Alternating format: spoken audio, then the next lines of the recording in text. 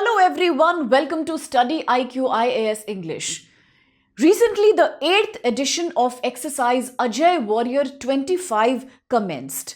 It happened at Mahajan Field Firing Ranges in Rajasthan.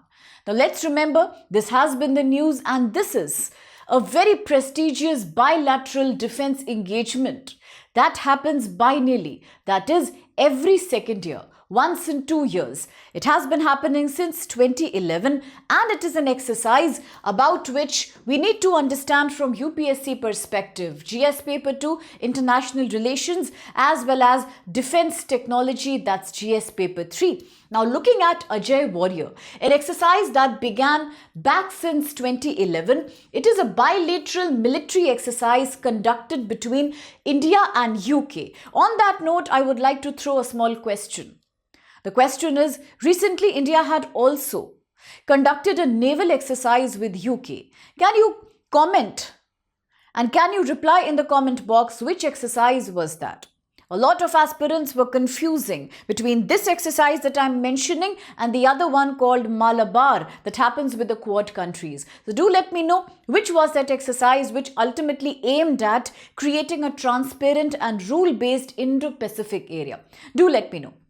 Coming back to Ajeya Warrior, yes, a bilateral military exercise between India and UK. Yes, the same country with which we have signed a 10-year roadmap agreement until 2035. This is held biennially since 2011 and the exercise has today evolved. It has evolved to become a flagship engagement between Indian Army as well as the British Army. Now looking at what's the significance here? The significance of the exercise is very clear. It involves troops represented from the Sikh regiment in India. And if you look at the objective, the significance, it is to facilitate, to enable exchange of best combat skills and experiences between the two militaries. The idea is also that two armies together can enhance their ability to operate together in complex situations. Now, military exercises usually focus on interoperability. One of the key idea is to make sure you simulate a war-like situation. Then you exchange best practices. You learn how to operate together in coordination so that in reality, if there is a war situation, the militaries are prepared for that. They also know how to interoperate. They also know and they are expert at the latest war equipment and methodology. So overall, that's the intent of most of the military exercises. This one between India and UK. Now, it has been conducted. Do remember, important point, this exercise Ajeya Warrior is being conducted under United Nations mandate, which means the exercise will focus on counter-terrorism also. Now, quickly, you can answer me through the comment box that it was in the news last month that one country, a powerful Western country, has also decided to reduce its expenditure, finance on UN peacekeeping force. Which country was that? You can also let me know another answer. Which country contributes to the maximum number of military power? Which country contributes to maximum soldiers, maximum military deployment in the UN peacekeeping force? You can let me know because both these we have discussed in the morning Hindu news session. If you haven't been following them already, they could be a very good solution in being up to date with current affairs. We always try to link one current affair with another.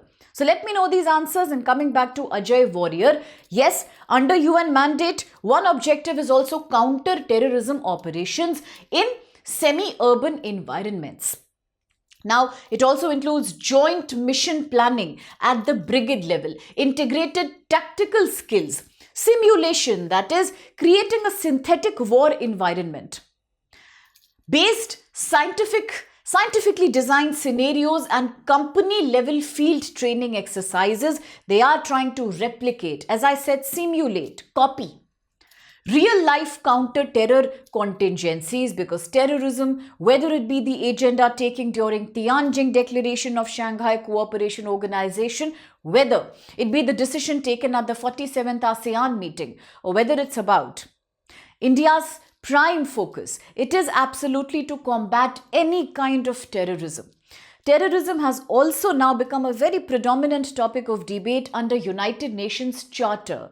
How one country uses force on another under Article 2, Clause 4, and how many countries defend themselves by highlighting Charter Article 51. So which are these articles? I'm sure you've heard about them in the news recently as America and Venezuela conflict is going on.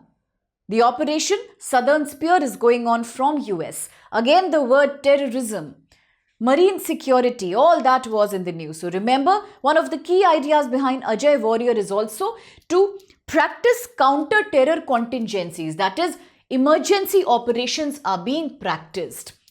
Now, if you look at the 2025 edition of the exercise in particular, it involves certain key areas like professional military collaboration. It is about peacekeeping under UN framework. It is also about global regional security and joint response to modern security threats. Now, for your GS paper 3, in the upcoming mains exams, do remember theater warfare, cyber security and modern security threats are a very crucial question. You should know what has Indian Army, Indian Air Force, Indian Navy been doing together to combat the modern security threats. Recently in the news, we also spoke about cyber security in the form of GPS spoofing around Delhi. So all that are very important. All those are very important case studies here. And this edition 2025 therefore reinforces. It tries to once again highlight the values of professionalism, cooperation, commitment to stability and global peace. So that's it for the Ajeya Warrior exercise in a very crisp, short manner. And now quickly, let me show you also a practice question. And this is with reference to India-UK Joint Military Training Exercise Ajeya Warrior 25.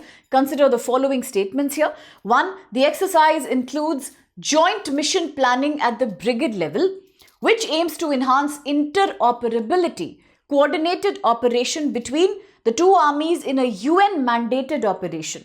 2. This exercise 2025 is conducted annually. It happens every year and the 2025 edition marks the 8th one in which India is hosting the exercise. 3. The Sikh regiment is leading the Indian Army contingent while the total troop strength for the exercise is 240, equally contributed by both India and UK. Which of these statements are valid? You can let me know the answer, but more than answer, it's about understanding the whole concept. If you have any ideas regarding UN Charter, if you have any idea, any expression, any perspective that's non-political, UPSC relevant about any of these topics, you can let me know.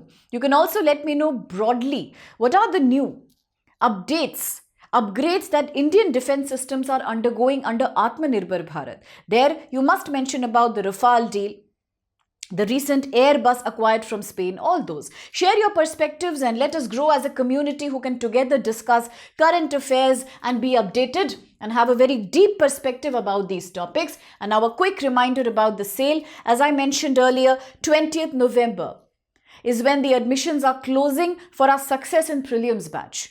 This, as I always say, it's a capsule UPSC solution. It's almost like taking a capsule, making sure you get the right results. A course that has been designed professionally to ensure GS, Paper 1 and CSAT integrated preparation with tons of test series, lots of PYQs, more than 15 years and lots of multiple choice question practice, revision, timetable, everyday monitoring through a mentorship and live classroom notes, doubt clarity, all inclusive here. It's a crash course, a very aggressive course that will train you to guarantee success in Prelims 2026.